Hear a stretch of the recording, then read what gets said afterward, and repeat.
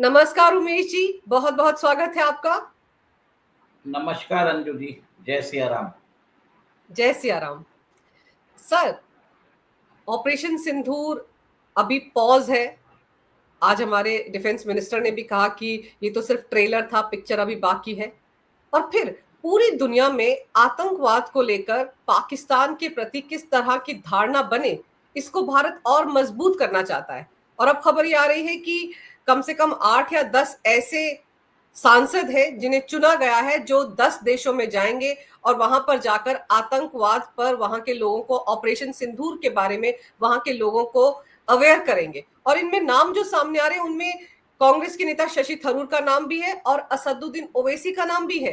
कैसे देखते हैं आप इस पूरे प्रकरण को? देखिए, भारत सरकार ने जो निर्णय लिया है कि उन्होंने एक माइनॉरिटी नेता असद ओवैसी का नाम इन्होंने फॉरवर्ड किया है। और एक तरह से भारत के अंदर जो बताया जाता है कि भारत के अंदर मुसलमानों को प्रताड़ित किया जा रहा है, मुसलमानों के ऊपर जुल्म ढाया जा रहा है, उस नैरेटिव को एक तरह से धक्का लगेगा। Second, Shashi Tharoor United Nations में रह चुके हैं, इंटरनेशनल डिप्लोमेसी जानते हैं, उनको मालूम है कि कैसे नैरेटिव को शेप किया जाए।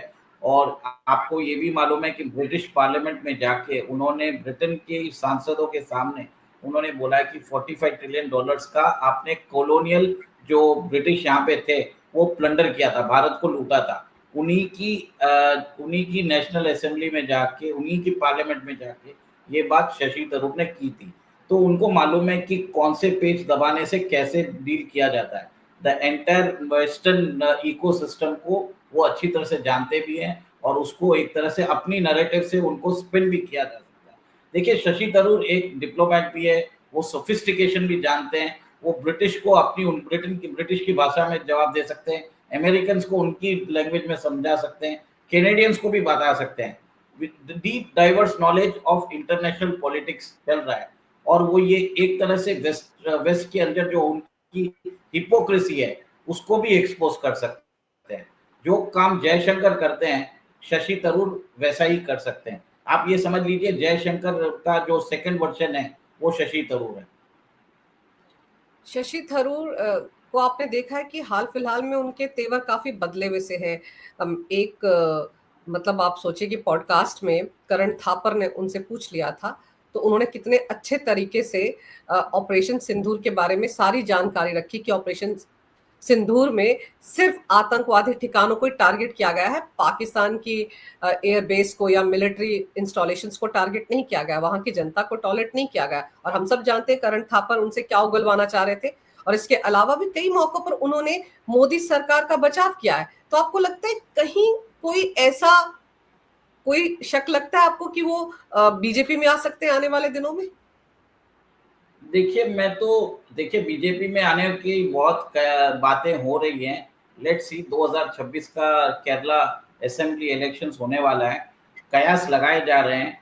और मेरे हिसाब से, जिस हिसाब से उन्होंने अपना स्टैंड अभी थोड़ा सा क्लियर किया है, पहले तो पार्टी लाइन को टो करते थे, अब उन्होंने अपना इंडिविजुअल वॉइसेस जो वो समझते हैं कि नेशन के इंटरेस्ट में सही है, वो बात कर रहे हैं। अभी देखिए, थोड़े दिन पहले जयराम रमेश को क्वेश्चन पूछा गया था, तो उन्होंने माइक अपने को पैनलिस्ट को दे दिया था टर्की के बारे में। उनको समझ में नहीं आ रहा था कि क्या जवाब दे।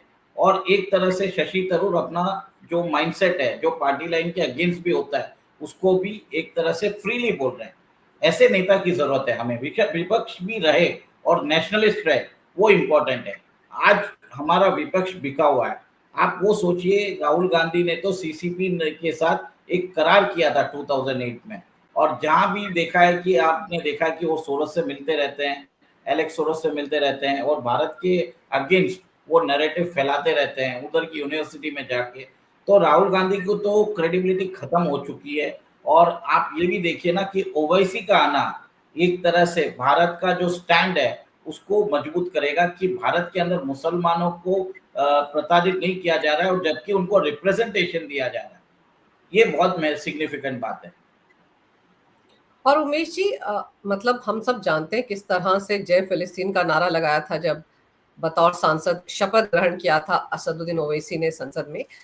उस वक्त उनकी काफी आलोचना भी हुई, और जिस तरह की बयानबाजी वो करते हैं बीजेपी को लेकर, पीएम मोदी को लेकर, वो भी हम सब जानते हैं। लेकिन उन्होंने ऑपरेशन सिंदूर के दौरान अपना एक अलग चेहरा दिखाया।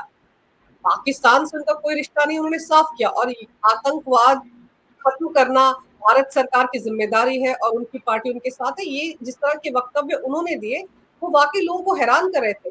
और अब अगर वो इन 10 देशों में जाते हैं, तो आपको लगता है कि एक बहुत बड़ा झटका होगा कम से कम इंडी गठबंधन के लिए, क्योंकि उन सबकी राजनीति तो मुस्लिम वोट बैंक पर चलती है। असदुद्दीन की राजनीति भी वैसी है। लेकिन अगर वो इस तरह से भारत सरकार को रिप्रेजेंट करते हैं 10 अलग अलग देशों में जाकर, तो कैसे उनका वोट बैंक समझेगा? देखिए, सबसे पहले तो मैं इसका क्रेडिट मोदी जी को देना चाहूंगा। मोदी जी को हाईएस्ट हॉनर, जो सिविलियन हॉनर है, 8 से 10 मुस्लिम देशों ने दिया है। और आपको मालूम है कि जब कतर के जब शेख आए थे, कितनी गर्मजोशी से मोदी जी उनको मिलने गए, सारे प्रोटोकॉल तोड़ के, और उनसे गले मिले। मोदी जी जाते हैं सऊदी अरेबिया में, वहां पे भी उनका गर्मजोशी से स्वागत होता है। यूएई के अंदर सब पहला हिंदू टेम्पल उन्होंने वहां पे स्थापित किया है। तो एक तरह से ग्लोबल एक्सेप्टेंस हो गया। अब ओवैसी को लगा कि अगर उसने एंटी हिंदू स्टैंड अगर करता गया, तो वो भी मार्जिनलाइज हो जाएगा।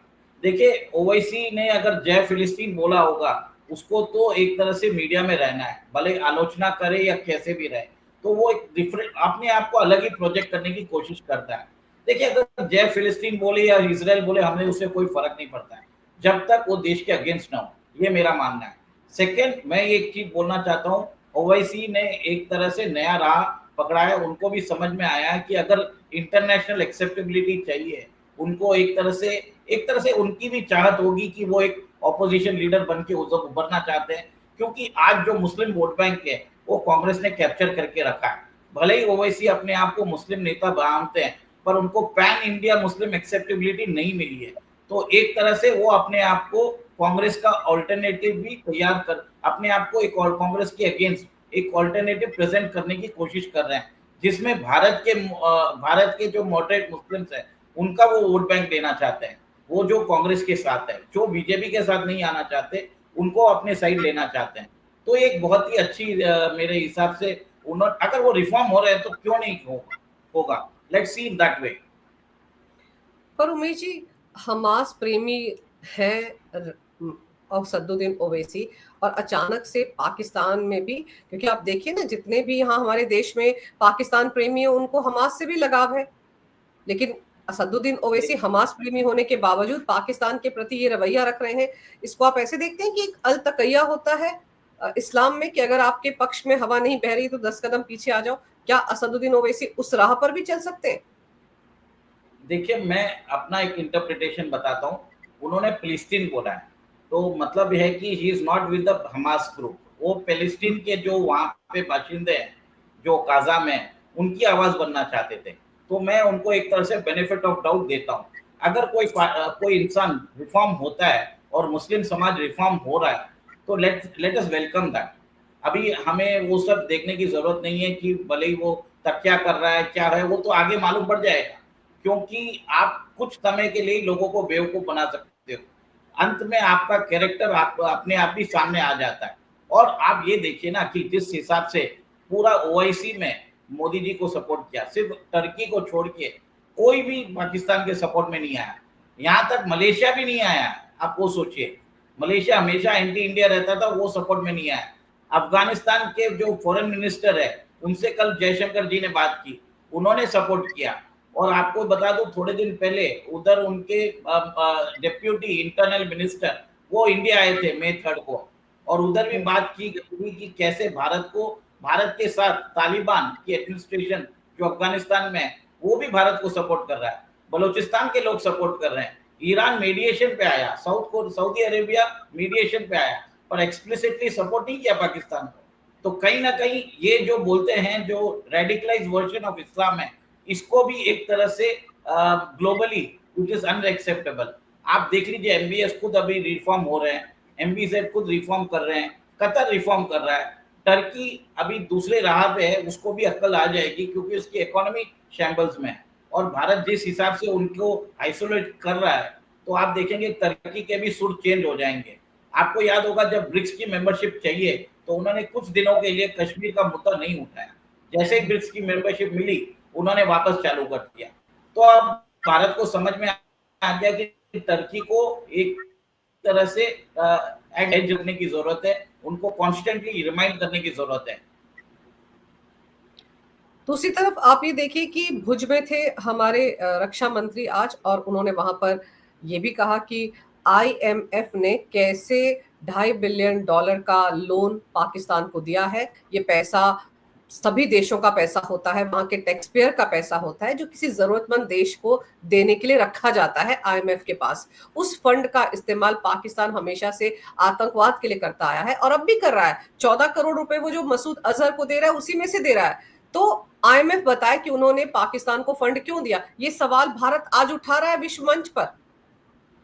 देखिए, जरूरी है, अगर आईएमएफ से अगर फंड पाकिस्तान को मिल रहा है तो कहीं ना कहीं उसको अमेरिका का सपोर्ट एक्सप्लिसिटली मिल रहा है। उस समय जब पाकिस्तान भारत के ऊपर अटैक कर रहा था, 9 तारीख को उन्होंने दिया, उस समय आपको मालूम है 10 तारीख को कितनी बड़ा अटैक किया पाकिस्तान ने। तो एक तरह से वो भी सोचिए, $2.4 बिलियन में $1 बिलियन इमीडिएटली दे दिया। आईएमएफ कभी भी फंड ट्रांचेस में देता है, किश्तों में देता है, 100 मिलियन 100 मिलियन 100 मिलियन करके, वो नहीं दिया, इमीडिएटली ट्रांसफर किया। तो भारतीय जो रक्षा मंत्री ने जो बात की है, वो सही बात की है, और उन्होंने ये भी बोला है कि denuclearisation of Pakistan is very much important. और उन्होंने ये भी बोला है कि पाकिस्तान के जो न्यूक्लियर वेपन्स है उसको आईएईए कंट्रोल करना चाहिए। तो कहीं ना कहीं जो ये कंडीशनल लोन दे रहा है आईएमएफ, उसके अंदर पाकिस्तान के न्यूक्लियर एसेट्स को सिक्योर करिए, क्योंकि ये Pakistan has proved itself as a failed rogue jihadi state. ये एक सीधी बात है, उसके ऊपर भरोसा नहीं कर सकते। कल अगर उसने ईरान को दे दिया या अलकायदा को दे दिया, तो वो न्यूक्लियर वेपन्स वो कहाँ फोड़ेगा? वो वेस्ट पे ही जाके फोड़ने वाला है। अमेरिका को समझ में नहीं आ रहा है। अल्टीमेटली उनको जब मालूम पड़ेगा 9/11 जब सेकेंड टाइम होगा, तब उनको अक्ल आएगी। देखिए, ओसामा बिन लादेन को भी सपोर्ट इन्होंने ही किया था, तो उन्होंने अमेरिका को भी बम्बार्ड किया। अमेरिकन जनता भूल गई है। अब उनको एक और एक अटैक होना जरूरी है, तब जाके इनको अक्ल आएगी। हम सह रहे हैं, हम बोल रहे हैं, अमेरिका को उससे कोई मतलब नहीं है। और आज जो अमेरिकन राष्ट्रपति है, उन्होंने तो क्लियर कट बोल दिया, मेक अमेरिका ग्रेट अगेन। जो अमेरिका के हित में रहेगा हम वो करेंगे, हम आपके अलायंसेस भी नहीं मानने वाले।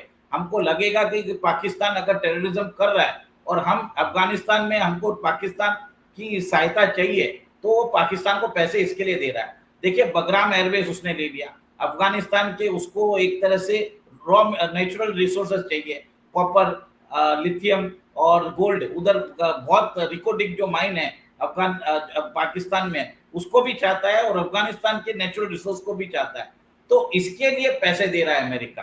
तो अंजू जी, ये चीज आप लोगों को समझनी पड़ेगी। अमेरिका अपने फायदे के हिसाब से काम करता है, और वो एक तरह से भारत को अपनी, कल भी आपने देखा होगा कि कैसे डोनाल्ड ट्रंप ने बोल दिया कि मैंने टिम कुक से बात किया, एप्पल का प्रोडक्शन नहीं करे। तो भारत को डराने धमकाने की कोशिश कर रहा है। भारत की जो ऑपरेशनल सॉवरेनिटी है, अपनी सॉवरेनिटी है, नेशनल सॉवरेनिटी, उसको कॉम्प्रोमाइज करने को बोल रहा है। भारत ने सीधा मना कर दिया, जयशंकर साहब ने सीधा बोल दिया ये पॉसिबल नहीं है। पर एक चीज और है ना, आप ये देखिए कि डोनाल्ड ट्रंप के पिछले एक हफ्ते के दौरान कितने सारे ऐसे बयान जिससे यू टर्न मार लिया। पहले कहा कि भारत को अधिकार है पाकिस्तान के खिलाफ, आतंकवादियों के खिलाफ कार्रवाई करने का, तब तो उन्होंने कुछ नहीं कहा। फिर उसके बाद वो खुद ही आ गए कि मैं तो मीडिएट करवा रहा हूं, मैंने मध्यस्थता की है, दोनों सीज फायर करें, युद्ध रोक दें। पाकिस्तान, अमेरिका के बाकी जो नेता है उनके भी ऐसे ही बयान थे। तो ये जो कभी इधर कभी उधर, कभी इधर कभी उधर, ये जो रवैया अपनाया है डोनाल्ड ट्रंप ने, ये क्या है? देखिए, हिंदी में बोलते हैं बिन पैदे का लोटा। तो अभी डोनाल्ड ट्रंप की बातों को कोई सीरियस में लेने वाला नहीं है, ठीक है। वो अपना मजाक बनाते जा रहे हैं, पर ठीक है। पर एक चीज आप ये देखेंगे कि उन्होंने जो डील्स ले रहे हैं, जैसे अभी वेस्ट मिडिल ईस्ट में उन्होंने 600 बिलियन डॉलर्स की डील सऊदी अरेबिया के साथ की, $1.2 बिलियन की डील उन्होंने कतर के साथ की, कल $1.4 ट्रिलियन की डील उन्होंने यूएई के साथ की। तो अगर आप टोटल मिला के देख ले तो $3.2 ट्रिलियन की डील उन्होंने कर लिया है। अब वो बेसिकली बिजनेसमैन है। जो सीरिया के अंदर आज उनका प्रेसिडेंट बना हुआ है, वो एक तरह से डिक्लेयर्ड इंटरनेशनल फ्यूजिटिव है, उसको बोल दिया स्ट्रॉन्ग मैन। उसके अंदर भी उन्होंने बोल दिया कि सीरिया के जो नेचुरल रिसोर्सेज है वो अमेरिका एक्सट्रैक्ट करेगा और उसको कैलिफोर्निया बेच के उसको रिफाइन करने वाला है। क्योंकि ये जो मिनरल्स है ना, जो ये मिनरल्स है, ये न्यू ऑयल है, आप समझ लीजिए। आपको डिफेंस में भी काम आएगा, एरोस्पेस में भी काम आएगा, सेमीकंडक्टर्स में भी काम आएगा, न्यूक्लियर रिएक्टर्स में भी काम आएगा। तो अमेरिका क्या कर रहा है, जहां पे भी उसको रेयर अर्थ मिनरल्स मिल रहे हैं उधर वो अपनी दादागिरी कर रहा है। यही काम वो कनाडा के साथ कर रहा था, ग्रीनलैंड में भी वही कर रहा था, पनामा भी इसके लिए लिया ताकि पनामा को कंट्रोल करेगा तो चाइना, अर्जेंटीना, बोलीविया और चिली में जो लिथियम रिसोर्सेस है उसको धीरे से ट्रांसपोर्ट नहीं कर पाएगा। तो अमेरिका अब बहुत दिनों के बाद जागा है और हर जगह से वो एक तरह से नेचुरल रिसोर्सेस है, रेयर अर्थ मिनरल्स है, उसके पीछे पड़ा है। अंजू जी ये देखिए, अभी तो बात आ रही है कि अमेरिकन एयरफोर्स के 4 अधिकारी बांग्लादेश में भी उतरे हैं और बताया जाता है वहां पे एक बहुत बड़ा कंसाइनमेंट आने वाला है जिसको वो अराकान आर्मी को देंगे। अराकान आर्मी ये जो रखाइन जो स्टेट है उधर जाके म्यांमार की जो आर्म फोर्सेस है उसके खिलाफ वो एक तरह से जंग लड़ेगी ताकि रोहिंग्यास को उसका उधर उनको वापस विस्थापित रोहिंग्यास है उनको वापस वहां पे सेटल डाउन कर सके। तो ये काम अमेरिका कर रहा है क्योंकि म्यांमार के अंदर भी एक प्रोविंस है जहां पे हाई रेयर अर्थ मिनरल्स है जिसके और वो अर्थ मिनरल्स इतने मतलब इंपॉर्टेंट है। आप सोचिए ये F-35 का जो बेस है वो हाई रेयर अर्थ मिनरल्स वो म्यांमार में ही मिल रहा है। तो अमेरिका हर जगह प्रॉब्लम क्रिएट करेगा, उसको अपने फायदे से मतलब है। नहीं, अपने फायदे से तो मतलब है अमेरिका को, लेकिन ये जो शिफ्ट हुआ या ये स्टेटमेंट आया डोनाल्ड ट्रंप का कि मैंने तो भारत और पाकिस्तान के बीच में कोई मध्यस्थता नहीं की, हालांकि पहले खुद ही बढ़ चढ़कर सबसे पहले एक्स पर लिखा था कि मैंने ये सब कुछ किया, मेरी वजह से ये दोनों सीज फायर के लिए राजी हुए हैं। और अब ये कहा जा रहा है, क्या इसकी वजह ये हो सकती है कि भारत ने उनकी स्टेटमेंट को भाव ही नहीं दिया? हमारे विदेश मंत्री एस जयशंकर की स्टेटमेंट देख लीजिए, उन्होंने कहा था कि कोई नहीं, भारत अपनी टर्म्स पे राजी हुआ है, किसी ने मध्यस्थता नहीं की, किसी की हमको जरूरत ही नहीं है, कोई तीसरा हमको चाहिए ही नहीं है। भारत के स्ट्रॉन्ग स्टैंड के बाद क्या आपको लगता है कि डोनाल्ड ट्रंप को ये कहना पड़ा कि मैंने कुछ नहीं किया था? देखिए, भारत ने तो क्लियर कट बोल दिया कि डीजीएमओ ने हमको 3:35 पे कॉल किया था और उसके बाद हमने सीज फायर डिक्लेयर किया 10 तारीख को 5 बजे से। और एक तरह से डोनाल्ड ट्रंप इसका क्रेडिट लेना चाहते थे, वो उनको मिलने वाला नहीं है। और उनको ये भी समझ में आ गया कि उन्होंने बहुत ज़्यादा बकचोदी कर ली है और वो अभी एक तरह से इंटरनेशनल मीडिया में अपनी हंसी बनाने वाले हैं। तो साइलेंटली बोलते ना, विड्रॉ कर लिया उन्होंने स्टेटमेंट। और आपको मालूम है उनको भारत के साथ ट्रेड डील करनी है। भारत के साथ, Bharat is a growing economy right now और भारत के साथ जो टेक सेक्टर है वो भी एक तरह से आज इंडिया का सबसे बड़ा चीज है उतना ह्यूमन कैपिटल। अगर हम यहाँ पे लोगों को भेजना ही बंद कर दें कि हम बोल दें कि आईआईटी इसको बंद भेजिए ही मत उधर, तो क्या अमेरिकन टेक सेक्टर टिक पाएगा? अमेरिका हमारे जो ह्यूमन जो रिसोर्स है, जो क्रीमी ह्यूमन रिसोर्स है, उनको अपने यहाँ बुलाता है, अपना डेवलपमेंट कराता है।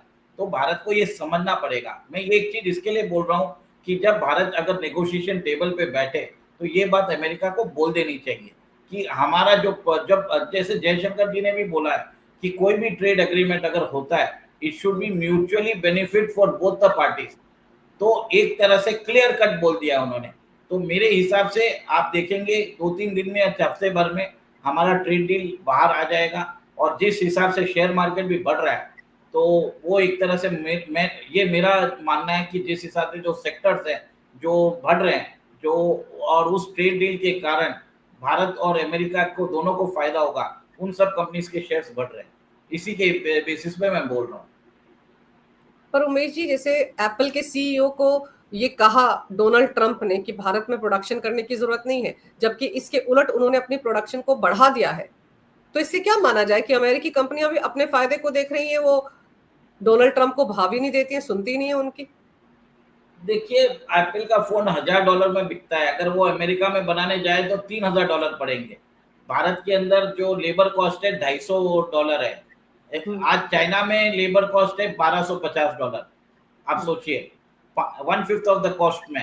तो इसके लिए वो ये कंपनीज इधर आ रही है। भारत की सरकार ने पीएलआई स्कीम भी दे दी है और एक तरह से पूरा बेनिफिट्स दे रहे हैं। तो लास्ट ईयर 60% एक्सपोर्ट्स, 60% ज्यादा प्रोडक्शन हुआ एप्पल के आईफोन्स का, $22 बिलियन का प्रोडक्शन हुआ।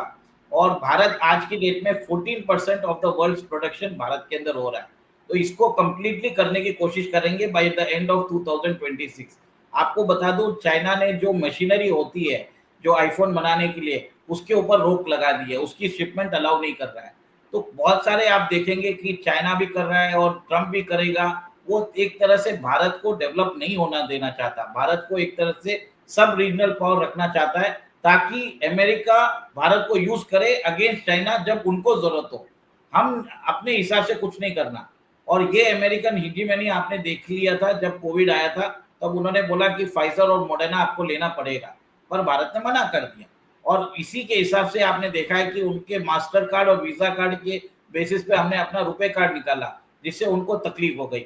उनके जीपीएस के बदले हमने नाविक निकाल लिया, ये इनको तकलीफ हो गई। हमारा यूपीआई इंटरनेशनलाइज हो रहा है, हमने इंटरनेशनलाइजेशन ऑफ रूपी भी चालू कर दिया। भारत ओएस करके, जैसे विंडोज एक सॉफ्टवेयर है, ऑपरेटिंग सिस्टम है, भारत ने अपना खुद का ऑपरेटिंग सिस्टम भी निकाल दिया, भारत ओएस। और वो गवर्नमेंट के जो क्रिटिकल गवर्नमेंट जो इंस्टॉलेशन है, उधर भारत ओएस ही यूज हो रहा है। अब हम अपना खुद का चैट जीपीटी जैसा लार्ज लैंग्वेज मॉडल निकालने वाले हैं, अपना खुद का प्रोसेसर डिजाइन कर रहे हैं। तो एक तरह से अमेरिका को लग रहा है कि भारत हर जगह ऑल्टरनेटिव बनाने की कोशिश कर रहा है। अंजू जी, कल एक और एक न्यूज आई थी, आपको सब लोगों ने मिस कर दिया। अमेरिका बोल रहा है कि हम अपना आयरन डोम बनाएंगे, अमेरिकन स्काईज को हम सिक्योर करेंगे। उसके लिए उन्होंने $1 ट्रिलियन का बजट रखा है। 1 ट्रिलियन मतलब 1000 बिलियन, 1 बिलियन मतलब 8,500 करोड़। जबकि हमारा जो आकाश मिसाइल डिफेंस सिस्टम है, जो इंटीग्रेटेड मिसाइल डिफेंस सिस्टम है, बहुत सस्ते दाम में बन गया है। तो अमेरिका का जो थर्ड है, जो उनका मिसाइल डिफेंस सिस्टम है, टोटली जंक है। F-35 गिरते जा रहे हैं, F-16 हुतीज वाले उड़ा रहे हैं। उनका जो MQ रीपर ड्रोन है, एक ड्रोन का कॉस्ट $1,000 है, उसको $10,000 के रॉकेट से उड़ा दिया। कम से कम 16 से 17 रॉकेट, 16 से 17 MQ-9 रीपर ड्रोन्स जो कॉस्ट कर रहे हैं 1,000 करोड़, उसको $10,000 के एक रॉकेट से उड़ा दिया हुतीस ने। तो आप ये देखिए कि इरानियन ड्रोन्स, जो लो प्राइस इरानियन ड्रोन्स है, वो अमेरिका को परेशान करते जा रहे हैं। मास प्रोडक्शन कर दिया ईरान ने। और आपको ये भी मालूम है, जो यूक्रेन और रशिया का जब युद्ध हुआ था, इरानियन ड्रोन्स को रशिया ने इंपोर्ट किया था स्टार्टिंग में, अब वो रशिया में बन रहा है। तो अमेरिका की जो टेक्नोलॉजी है, जो उनका जो वर्चस्व है, वो एक तरह से शैलो प्रूफ हो चुका है। डोनाल्ड ट्रंप परेशान हो चुके हैं, उनको समझ में नहीं आ रहा है कि भारत को अपने साथ रखें या भारत को अपने अंदर से अलग रखें। तो जब उनको समझ में आएगा तब वो ऐसे बयान नहीं देंगे। पर आपको लगता है कि एक तरह से भारत पर दबाव डालने की कोशिश कर रहे हैं किसी काम के लिए? क्योंकि जैसे वो पाकिस्तान के पक्ष में खड़े नजर आते हैं, भारत और पाकिस्तान को एक पेडेस्टल पर ले आते हैं और पाकिस्तान को लोन भी दे रहे हैं। और जिस तरह से भारत ने बड़े ही कठोर फैसले पाकिस्तान के खिलाफ लिए हैं, पानी नहीं मिलेगा उसको जब तक कि आतंकवाद खत्म नहीं होता है। और भी वीजा को लेकर जितने भी सैंक्शंस पाकिस्तान पर लगाए गए हैं, पाकिस्तान तो रोता गाता फिर रहा है। जाहिर सी बात है अमेरिका के कान खा रहा होगा, और इसीलिए कहीं ना कहीं दबाव डालने की कोशिश कर रहे हैं डोनाल्ड ट्रंप। डोनाल्ड ट्रंप ने तो खुद ही बोल दिया, Narendra Modi is a tough negotiator. आपको ध्यान है, जब वो व्हाइट हाउस में सबके सामने बोल दिया, तो नहीं बात क्या है। अब आपको आना पड़ेगा हमारी शर्तों पे, हम आपकी शर्तों पे नहीं करेंगे, हमें भी बेनिफिट दीजिए। आपके बेनिफिट के लिए हम आपके बेनिफिट के लिए काम नहीं करेंगे, सिंपल। ये हमारी सॉवरेनिटी है। जबकि आपने देखा पाकिस्तान में शहबाज शरीफ ने डोनाल्ड ट्रंप के नाम के कसीदे पढ़ दिए। लॉर्ड ट्रंप जैसा उनको एक तरह से उनको उस पेडेस्टल पे चढ़ा दिया था, जैसे वो उनकी पूजा कर रहे हैं। तो अब ये पैसा इसके लिए उनको मिला है। देखिए, डोनाल्ड ट्रंप एक तरह से बोलते हैं मेगलोमैनियक है, मतलब उनको अपनी प्रशंसा बहुत चाहिए। अगर आप उनको चढ़ा के रखो तो कोई भी काम आप करवा सकते हो। एक तरह से उनका फर्स्ट चीज है उनकी पूजा करिए, सेकंड अमेरिका की गुणगान गाइए, थर्ड उनके बिजनेस इंटरेस्ट को ध्यान रखिए। आपको एक और एक चीज बता देता हूँ, पाकिस्तान के अंदर पाकिस्तान क्रिप्टो काउंसिल करके एक बनाया गया है, वहां पे क्रिप्टो इन्वेस्टमेंट्स को प्रमोट करने के लिए। इसका करार हुआ है वर्ल्ड लिबर्टी फाइनेंशियल से। वर्ल्ड लिबर्टी फाइनेंशियल में 60% स्टेक ट्रंप के परिवार का है और 40% स्टेक जकारी विटकॉफ का है। जकारी विटकॉफ स्टीव विटकॉफ के बेटे हैं और वो एक बिलियनर है। अभी आपने देखा होगा स्टीव विटकॉफ का नाम, ये जो रशिया और यूक्रेन के अंदर जो मध्यस्थता कराने वाला ऑफिशियल है, दैट इज स्टीव विटकॉफ। तो ये एक तरह से पाकिस्तान में इनके खुद के बिजनेस इंटरेस्ट है, उसको भी सिक्योर करने की कोशिश कर रहे हैं। आपको ध्यान होगा कि गाजा के अंदर उन्होंने बोला कि 20 लाख लोगों को हटाओ, मैं यहाँ पे एक रिवर फ्रंट वाटर प्रॉपर्टी बनाना चाहता हूँ। तो कहीं ना कहीं आप ये देखिए कि डोनाल्ड ट्रंप मीन्स बिजनेस, उसको किसी से कोई मतलब नहीं है। वो जो आपके हिस्टोरिकल अलायंस को भी खत्म कर देगा, उसको पैसे से मतलब है, कैपिटलिस्ट है प्योर फॉर्म में, सीधी बात है। तो चलिए, भले ही डोनाल्ड ट्रंप अपने फायदे की बात कर रहे हो, लेकिन सबसे अहम बात तो यह है कि अमेरिका अभी भी 9/11 के बाद भी गुड टेररिज्म और बैड टेररिज्म की डेफिनेशन नहीं समझ पाया है। तो लगता है एक और झटका लगने के बाद उनको समझ में आ जाएगा कि कायदे से पाकिस्तान में होता क्या है और क्यों भारत पाकिस्तान के खिलाफ इस तरह से वर्ल्ड कम्युनिटी को अवेयर करने के लिए बाकायदा अपने एमपीज को भेज रहा है। और मुझे लगता है कि ये एमपीज जो है ये एमईए के अधिकारियों के साथ अमेरिका भी जाएंगे, वहां के लोगों को भी समझाएंगे कि आतंकवाद क्या होता है और कैसे आतंकवादियों को पाकिस्तान पूरी दुनिया में एक्सपोर्ट करता है। मुझे लगता है कि उन 10 देशों में जहां पर हमारे एमपी जाएंगे उनमें उमेश जी अमेरिका का नाम भी जरूर होगा। मेरे ख्याल से G7 तो पक्का रहेगा, उसके अलावा कुछ अरब कंट्रीज भी होंगे जैसे कतर है। ये देखिए जो अमेरिका और जो चाइना और कतर ने जो इंफॉर्मेशन वॉरफेयर किया था, जिसमें उन्होंने पाकिस्तान की जो रिपोर्ट्स को एम्पलीफाई किया था, उसको झूठा भी साबित करेंगे, भारत का नैरेटिव सेट करेंगे, भारत के वेपन सिस्टम्स की बात होगी, भारत के एक्सपोर्ट्स बढ़ेंगे, भारत के डिफेंस एक्सपोर्ट बढ़ेंगे, टाइम टेस्टेड एक्सपोर्ट बढ़ेंगे। देखिए इसका मल्टी डायमेंशनल अप्रोच है, अमेरिका इससे भी डरेगा। और जहां वहां पे जाके न्यूज कॉन्फ्रेंस होगी, बात होगी, रिपीटेडली बात होगी, तो पाकिस्तान बैकफुट पे रहेगा। फिर उसको अपने टेररिस्ट लॉन्च पैड को हटाना ही पड़ेगा, उसको बोलना ही पड़ेगा जो लश्कर को जो लश्कर है, जैश ए मोहम्मद है, और ये जैसे जिस हिसाब से ये लोग जो टेररिस्ट ऑर्गेनाइजेशन है, इनको डिसमेंटल करना पड़ेगा। देखिए अंजू जी, एक और एक चीज है, साद रिजवी है, वहां पे एक पॉलिटिकल ऑर्गेनाइजेशन है, पाकिस्तान में उसकी भी एक तरह से फॉलोइंग बढ़ती जा रही है। अगर लश्कर और जैश ए मोहम्मद को सपोर्ट मिलता है तो साद रिजवी को मिलेगा, और साद रिजवी अगर आ गया तो वो पाकिस्तान को एक इस्लामिक स्टेट करेक्टली बना देगा, क्योंकि वो एक बहुत बड़ा एक्सट्रीमिस्ट है। ये समझ लीजिए इन दो सब ऑर्गेनाइजेशन का पॉलिटिकल आर्म है।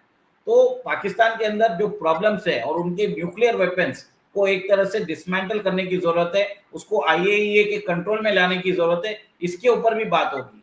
तो पाकिस्तान को बैकफुट पे रखा जा रहा है, चाइना को बैकफुट पे रखा जा रहा है, टर्की को रखा जाएगा, अजरबैजान को भी रखा जाएगा, और जो भी इनको कोवर्टली सपोर्ट कर रहे हैं वो लोग भी सब साइड में हो जाएंगे। वो बोलेंगे हम तो भारत के साथ हैं, क्योंकि भारत के साथ ट्रेड रिश्ते हैं। आपको मालूम है कतर की जो हम गैस लेते हैं, सबसे ज्यादा गैस हम कतर से लेते हैं। तो जिस हिसाब से आप सब लोग इकोनॉमिकली भारत के साथ अलाइन होना चाहते हैं, आज समझ लीजिए 1/6 ऑफ द पॉपुलेशन है वर्ल्ड की, every 6th Indian in the world is a भारतीय। तो कहीं ना कहीं ये जो है कंज्यूमिंग इकोनॉमी है, एक डेवलपिंग इकोनॉमी है, और वर्ल्ड का ग्रोथ इंजन है। तो बात world will listen to India definitely. एक सही तरीके से ऑप्टिक्स प्लान किया है नरेंद्र मोदी जी ने। बिल्कुल बिल्कुल, पाकिस्तान को हम तो चौतरफा घेर ही रहे हैं, लेकिन अब इस कदम से भी ऐसा लग रहा है कि ना सिर्फ पाकिस्तान बैकफुट पर आएगा, बल्कि उसके जितने भी सहयोगी हैं वो सब भी कटघरे में खड़ा होंगे आतंकवाद के मुद्दे पर। आपने उमेश जी बहुत ही विस्तार से इस विषय पर तमाम जानकारी मेरे दर्शकों को दी, आपका बहुत बहुत धन्यवाद। नमस्कार, भारत माता की जय, वंदे मातरम, जय सिया राम। जय सिया राम।